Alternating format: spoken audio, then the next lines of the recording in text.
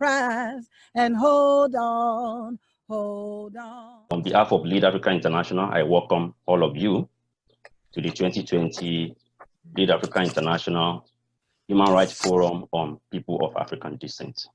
We're meeting this way because of the corona crisis, the pandemic that is ahead of us. So I appreciate everybody's time. We have another pandemic, though, that has brought us here, and that is of racism and racial discrimination. We've put these sections together is for the purpose to contribute to the global discussion, as I've mentioned before, on equality, arising from the systemic racism and racial discrimination. 2020, Breonna Taylor is killed in her home. They came and got Emmett out of his house, all right?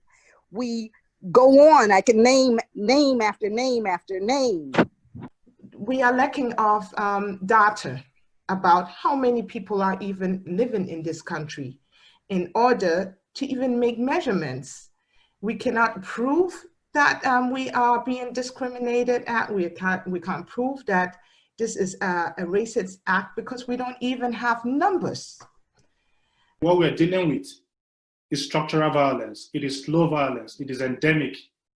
So, but again, because it's slow violence, we don't see the velocity of it.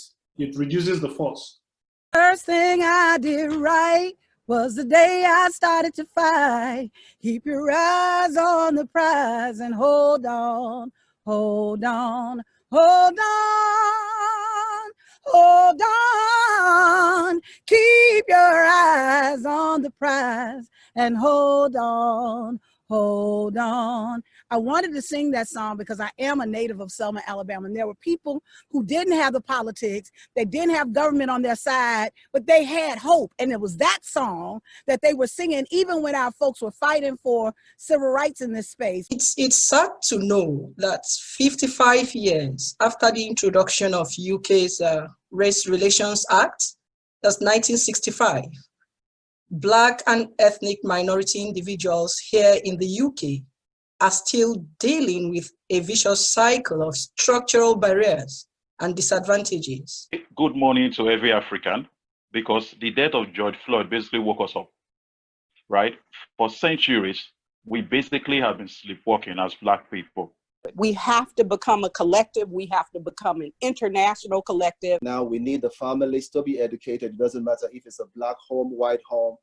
We can also do that, to be passing this information over and talking more about this, not to just leave it to die down and let this just be one of those things that just happen. And after a while, it's just going to die down for, after the whole thing is being said, that no, this is a real issue.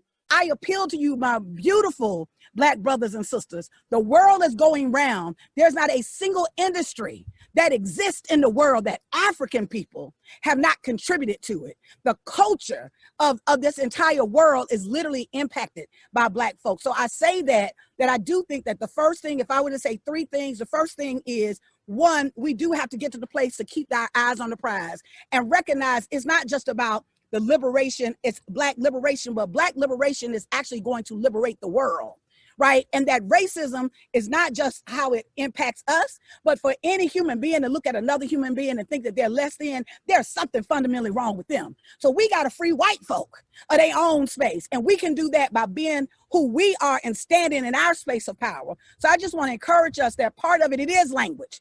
What is the language we use when we speak to each other, when we speak about each other, and when we're sharing? Are we contributing to a narrative that actually is killing the spirits of Black folks, or are we speaking life into Black folks? Secondly, when we're talking about this conversation around voting, it ain't about participation, it's about power.